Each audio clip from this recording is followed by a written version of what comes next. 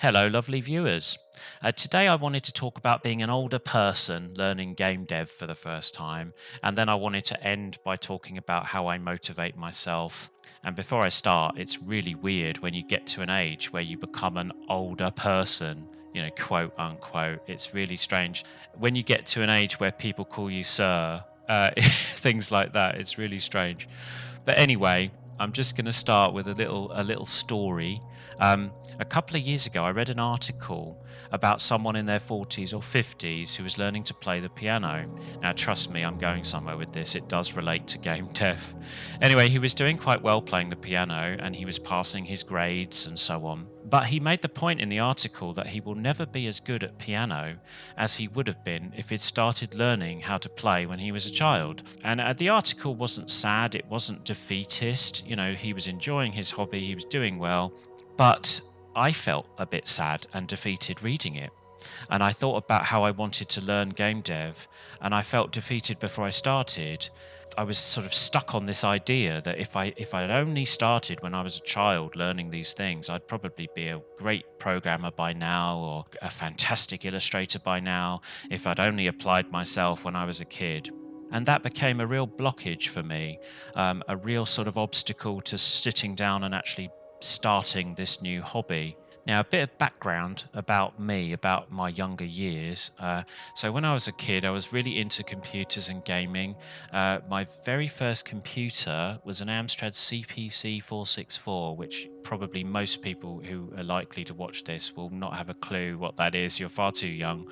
Anyway, you used to have to load games from cassette tapes on it, and it would take minutes to load these games, and they would make all these screechy sounds like the old style dial-up modems, but a bit louder. When I was 15, I think I got an Amiga, which obviously was a lot more powerful. And when I got my Amiga, I just got into loads of different things. I tried illustration, I tried making music, I experimented a little bit with some game dev stuff. I was a geeky kid, I was one of the few people in the class who would do their homework on a computer and print it off on an old style dot matrix printer, which is another horrible old machine that makes horrible noises. I used to put a blanket over it while it was printing because it would screech as it was printing. But anyway, the point was I had lots of different interests. It was all about the computer, but lots of different things on the computer. And I tried lots of different things. And I had some success with some of it. I had some illustrations printed in a magazine, and I wrote some music that got in a magazine as well. So, I had some success with it. But I didn't dedicate myself to any one thing for very long.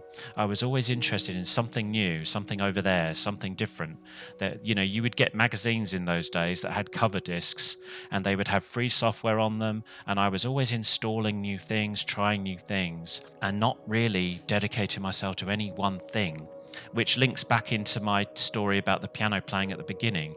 I sometimes think if I had concentrated on illustration, for example, when I was 15, I could be a fantastic illustrator by now, maybe being a freelance illustrator or something. So again, I get a bit snagged on this idea that, oh dear, because I didn't do something when I was 15, why am I bothering now? This kind of negative sort of talk. In my early 20s, I got my first PC. It was a Dell something or other, I can't remember now. And I discovered Photoshop and Illustrator, because obviously those weren't on the Amiga. And I was blown away. I was just totally in love, particularly with Illustrator. It was kind of hard to get your head around to begin with, drawing vector artwork, but I just fell in love with it. I taught myself how to use those using dummies guides. I'm not even sure those still exist. They probably do. But that was before the internet was a big thing. There weren't tutorial videos on YouTube or anything like that. I don't think YouTube existed. And so you had to just get a book, old-fashioned style, and read a book and teach yourself how to use a thing. Anyway, I sort of, over the years, I produced some artwork. I built up a little bit of a portfolio, just doing stuff at home. And I used that to get into university. I didn't have any previous qualifications in graphic design, but because I had a portfolio and I was enthusiastic and I had done a kind of foundation course with the Open University just to get back into academic writing and stuff, that was enough for the University of Reading to give me a shot. and I did a 4-year graphic design course, MDES design or something. I can't even remember the title of the course. That's bad. Um, so I did that, and as I graduated, I got a job in Brighton as a graphic designer.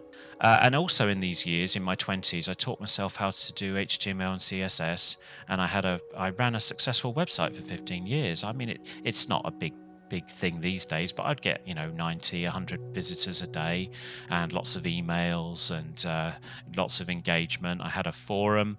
People who became friends on my forum met in real life in London. It was lovely. It was a wonderful experience. And a few years back, I decided I wanted a change. I wanted to take on a new project. I wanted to give Gamedev a go, just as a hobby. And so I handed my website over to a charity to run. So anyway, long story short, kind of a happy ending. I talk about, I wish I'd done this, I wish I'd done that when I was younger, but I'm a graphic designer today, which I love. I get to use Photoshop and Illustrator all day. I earn enough to keep a roof over my head. I've got a lot to be grateful for. But I do think a lot about the past. It's a bit of a curse for me. I often beat myself up about wasted time. I mean, I'm 47 now, and as I've said previously, if I had learned how to code from a child, if I'd focused on illustration from when I was a child, what if I'd pursued the electronic music? Maybe I'd be doing, I don't know, soundtracks for TV shows by now. Who knows? I mean, obviously, talent's very important too. It's not just a case of doing something for a long time. You have to be good at it too. There has to be something there. But I don't know. I mean, a lot of people on YouTube will say that, if you practice enough, you can be good at anything. This idea of natural talent is a bit overrated. And to be honest, I'm not qualified to tell you which is true, because I don't have any direct experience. Because, as I say, I haven't spent 30 years working on illustration. I've dipped in and out of it. So I will never know if I could have been a super duper illustrator if I'd started sooner. But anyway, I think about the past, and that kind of holds me back. And also, I won't go into massive detail, but I was badly bullied when I was a kid. My childhood wasn't very straightforward for me, let's say. And I was diagnosed with depression when I think I was 16, 17. And I've struggled with anxiety back before people were really talking about this sort of stuff. If you had a month off work because, you were just unable to function, you would lose your job.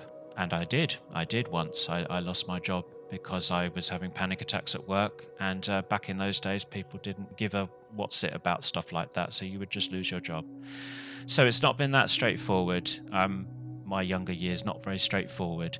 And I would say that when I beat myself up about not being an amazing coder by now, or having a lovely big house, or whatever it might be, and actually I'm not a very materialistic person. That's not the sort of thing I beat myself up with. I'd be quite happy in a little bungalow somewhere as long as it was mine. But when I beat myself up about not being as successful as I think I should have been, I suppose, I remind myself that, for the first 25 years of my life, I was quite often just sort of surviving, really. I was just glad to get through the day. Never mind learning how to code. It was a miracle that I did a lot of things I did do. Back to more recent times, my game dev journey officially started about 4 or 5 years ago, really, after I handed over that website I mentioned to a charity to run, and I felt the time was right for me to move on to different projects. And I've always been interested in game development and the games industry, and I decided I'd like to learn how to make a game. Not to get a job, I guess I always thought maybe this isn't something I'm trying to go full time as. This is just something I'm interested in, and I think I will enjoy doing it, and let's see what happens. If one day I have something half decent to put on itch.io and 3 people play it and say it was cool, I would feel over the moon. And after I decided that I wanted to make a game, I didn't do very much at all, actually. I procrastinated. And my lack of confidence rather, had the upper hand. And what would happen? I would download Godot or Unity, a game engine, and I'd write a to-do list. I would sketch a level map or something. I'd create a Trello board with a list of things I needed to do. But then I wouldn't do anything. And so I think I was afraid of failing. And so what happened is I would just continue to be in this kind of planning stage. And the planning stage is really lovely because you don't risk failure. And you're always experiencing this wonderful buzz of, oh, I'm going to do these cool things, but you never actually do them. Eventually, I did actually sit in front of my computer and I did some Godot tutorials, and I did a Python programming beginners course on EDX, which I passed. And I would say I was a comfortable beginner Python programmer, and I was even helping people in the forums and stuff because they would get stuck, and I could look at their code and I could see what was wrong, and I really enjoyed it. So as a beginner Python programmer, I was quite comfortable. And then taking that into Godot, which has a scripting language that's similar to Python, I was thinking, okay, I can start to see the pieces coming together here. Maybe this dream of making a game could become a reality. But although I was a comfortable beginner programmer, I really struggled when you sort of tried to step up to intermediate programmer.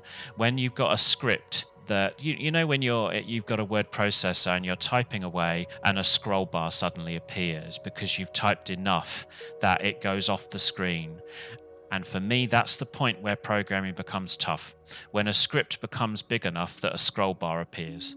Basically, I start to get lost. And then you start talking about classes and sort of tougher stuff, like, well, to me anyway, the classes and functions that you define yourself. And I started to get a bit lost. And in Godot, when you've got scripts that talk to other scripts, I never quite understood how separate scripts kind of talk to each other, how it all comes together. And I just got so frustrated, and I would be following these tutorials and I'd be quite happy. I'd have a little platform character up and running and jumping around, but then we would get into more complex, deeper levels, and you've suddenly got several scripts, and your script is 3 screens long, and my brain just said nope, and I tried, and it just didn't click for me. I started to think that game development just wasn't for me. I thought, okay, if basic programming I understand. I can look at a Python script and I can read it and I can even correct it, the basic sort of half a page sort of long script. But I'm not going to be a coder. It just doesn't work for my brain, and I'm too old, and I should have started sooner, and all the usual negative self-talk, all the unhelpful self-talk. And so what I would do is I would uninstall Godot, uninstall Unity, I'd delete my Trello board, and I'd just feel defeated. And I'm someone that needs a project. I need something, something creative in my spare time. And I felt awful without a project. I'd given away my website. Gamedev I'd decided I was too old and too rubbish to do. Then I heard about GDevelop, and I felt excited and hopeful again. And once I plucked up the courage to install it, which again took me a while, I was in that limbo where I'm thinking about it, and I'm thinking, oh yes, that looks nice. I'll might be able to make a game with that. That's nice. I'll write a to-do list and I'll do a Trello board. Anyway, I plucked up the courage eventually to download GDevelop, and within a few hours, I had a little platform character running around and had a dialogue system up and running in a few days. I wouldn't even have known in Godot or Unity how to even begin getting a dialogue system up and running. But in GDevelop, even though it wasn't actually straightforward, I still had a dialogue system up and running in a few days.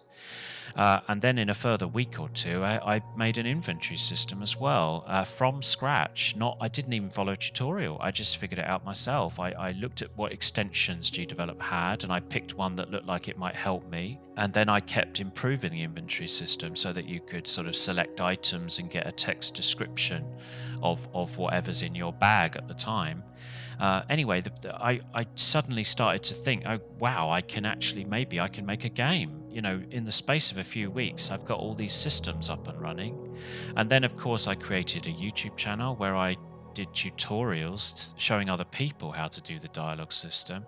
And I couldn't have imagined any of that happening at the beginning of the year, when I was in this kind of slump, really, where I was worried that I wouldn't be able to do game dev stuff at all. And my negative and self-defeating thinking was holding me back.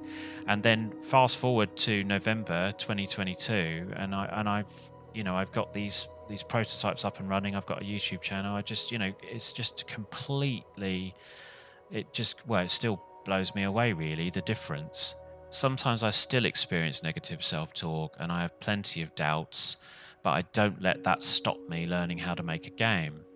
And I wanted to share some tips, sort of motivational tips, ways of thinking that helped me to overcome that negative stuff that was holding me back. And I think these tips will help anyone, no matter what age you are. It's not just for oldies like me. My first tip is, don't wait until you feel motivated before you do something. Just do it, and the motivation will come naturally from doing it. I relate to this quite a lot because I would wait until I felt motivated before I did anything. And what would tend to happen is I would feel good and motivated one day, and I would write a to-do list and I would do some sketches, whatever. But the following day, I didn't feel motivated, so I didn't bother. And you end up trapped in this endless cycle of writing to-do lists but never actually getting on with things. Unless you feel motivated 2 or 3 days in a row, you're not going to get on and do anything. So my advice would be to just get on and do something, and then the motivation, the momentum will come afterwards. Don't wait for motivation, just get on and do something, and then everything will kind of spring from that. My second tip would be do something every day. And I struggle with this. And I have days where I just don't want to load GDevelop. I don't want to do anything. I have a day job, and quite often after work, I think, I don't want to. I just want to play Arkham City. Thank you very much. But do something every day. Commit to 30 minutes a day. If you sit down with GDevelop for 30 minutes and work on your game just a little bit, and at the end of that 30 minutes you think, oh, I still feel fed up, or not necessarily fed up or unhappy, but you just really don't feel like it today. Well, you've still done 30 minutes, you've still done something. So go and sit on the sofa and watch a film instead, but you've done something now.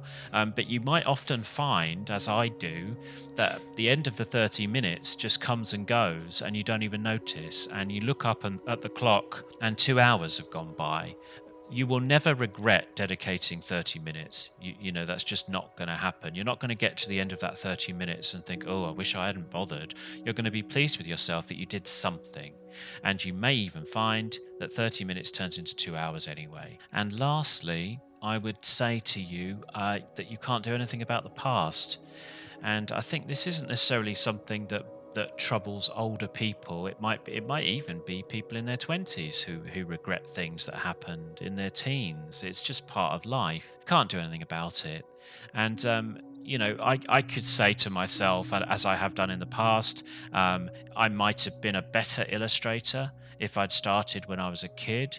That may be true. I can't prove it, but it may be true. But does that mean I shouldn't bother today? Okay, so I might have been a better illustrator at 47 if I started when I was 10. Okay, but so at 47, should I not bother then? There's no real option, is there? I think if you're alive and you're interested in something, just do it.